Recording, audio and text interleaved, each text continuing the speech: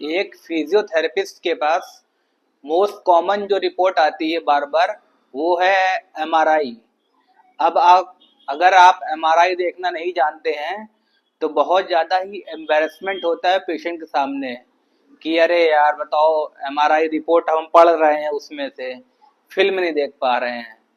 तो आज हम देखते हैं कि एमआरआई रिपोर्ट में जो हम मेन मेन क्या देखते हैं और कैसे पकड़ते हैं कि जो नर्व है वो कंप्रेस हो रही है या फिर नहीं हो रही है, डिस्क बल्ज है या फिर नहीं है। इसलिए आज इस वीडियो को आप लोग बहुत ध्यान से देखेंगे, चाहे पीपीटी स्टूडेंट्स हों या फिर नॉर्मल जो भी इंटरेस्टेड लोग होते हैं, जो भी हेल्थ अवेयरनेस चाहते हैं, उन लोग के लिए भी ये वीडियो बहुत ही इंफॉर्मेटिव होने वाला है। सबसे पहले देखते हैं ये रीढ़ की हड्डी। ये जो रीढ़ की हड्डी दिख रही है, ये इसको देखा जाता है कि ये सीधी है या इसका जो कर्वेचर है वो लॉस तो नहीं हो गया है कहीं। यानी कि जो यहाँ से जो कर्व होता है, थोरेसिक कर्व होता है, लंबर कर्व होता है, ये स्पाइन सीधी हो गई है, स्कोलियोसिस है क्या नहीं है, वो ये यहाँ से इसको देखा जाता है। दूसरी चीज देखते हैं हम लोग डिस्क को। डिस्क को देखते हैं, ये डिस्क है, ये जो जितना डिस्क दिख रही है ये वर्टिब्रा है, वर्टिब्रा के बीच में है, इसलिए इसको बोलते हैं इंटरवर्टिब्रल डिस्क। इसको देखते हैं कि ये नॉर्मल ट्रांसपेरेंट है या फिर ये ब्लैक हो चुकी है। अगर ब्लैक हो चुकी है इसका मतलब ये डेथ हो चुकी है इसकी। ब्लैक नहीं है, ट्रांसपेरेंट है, इसका मतलब नॉर्मल है ये।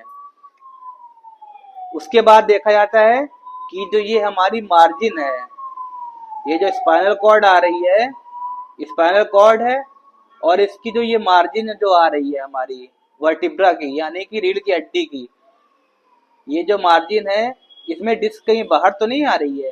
तो हम लोग यहाँ देखते हैं कि जब ये एरिया पहुंचते हैं इसमें इसमें तो यहाँ देखिए ये बाहर को ब्लैक ब्लैक दिख रहा है, यानी कि ये डिस्क यहाँ से बाहर आ रही है।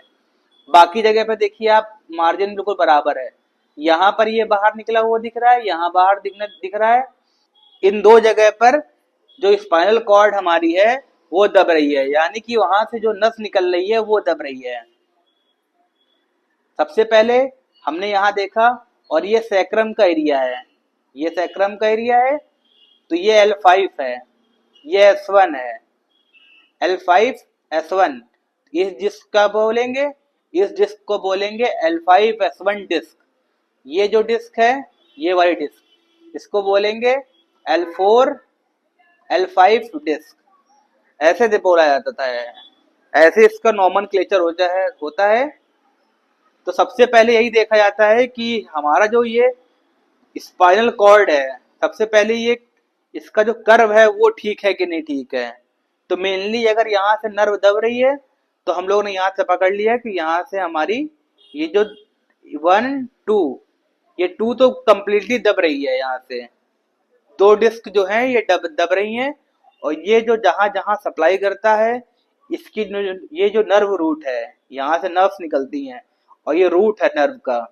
ये रूट पे जब जहां जहां से जो नर्व निकल रही है यहाँ से, वो कंप्रेस हो रही है, और वो जिस जिस ऑर्गन को सप्लाई कर रही है, जिस मसल्स को सप्लाई कर रही है, उन मसल्स में पेन हो रहा है, टिंगलिंग सेंसेशन है, पेशेंट को वीकनेस है। पेशेंट को सामने बैठाल करके जब हम उससे पूछेंगे कि आपको क्या क्या दिक्कत है, तो वो सारी वही दिक्कत बताएगा जो कि एक न्यूरोलॉजिकल सिम्टम्स होते हैं, यानी कि रेडिकुलोपैथी होती है। तो रेडिकुलोपैथी हम लोग को पता चल जाती है यहाँ से कि पेशेंट को नर्व कंप्रेशन हो रहा है। तो आशा करते हैं आपसे पेशेंट तो आशा करते हैं आपसे जब भी कोई फिजियोथेरेपिस्ट एमआरआई देखेगा तो उसको ये देखने में दिक्कत नहीं होगी कि जो डिस्क है वो हमारी बाहर डिस्क बल्ज हुआ है या फिर नहीं हुआ है, और पेशेंट जो है हमारा वो पीआईबीडी का है या फिर नॉर्मल लो बैक पेन का है। अगर नॉर्मल लो बैक पेन का है तो उसको आराम से आप एक्सरसाइज करा करके उसको ठीक कर दीजिएगा, और अगर लोअर इसमें डिस्क में आ रहा है तो तुरंत उसको न्यूरोलॉजिस्ट के पास भेजना है, न्यूरो फिजिशियन के पास भेजना है, और साथ में अपनी फिजियोथेरेपी भी साथ में रखनी है। फिजियोथेरेपी भी चलती रहेगी और न्यूरोलॉजिस्ट जो है वो भी उसको देखता रहेगा, उसकी दवाई चलती रहेगी, प्रॉपर दवाई और प्रॉपर एक्सरसाइज के साथ में पेशेंट हमारा जो है आशा करते हैं बिल्कुल ही ठीक हो जाएगा। उसके बाद कोई प्रॉब्लम की बात नहीं है। तो सबसे मेन चीज थी एमआरआई को देखना, सीखना कि कैसे हम लोग एमआरआई को देखते हैं। आशा करते हैं ये वीडियो आपको पसंद आया होगा, तो इंस्टाग्राम पे तुरंत इसको रीपोस्ट करें और यूट्यूब पे लाइक करें, सब्सक्राइब करें।